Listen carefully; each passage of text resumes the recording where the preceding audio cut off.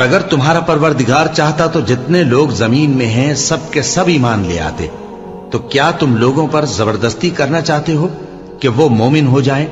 حالانکہ کسی شخص کو قدرت نہیں ہے کہ اللہ کے حکم کے بغیر ایمان لائے. اور جو لوگ بے عقل ہیں ان پر وہ کفر و ذلت کی نجاست ڈالتا ہے.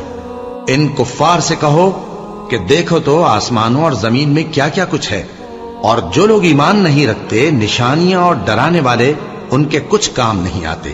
سو جیسے برے دن ان سے پہلے لوگوں پر گزر چکے ہیں اسی طرح کے دنوں کے یہ منتظر ہیں.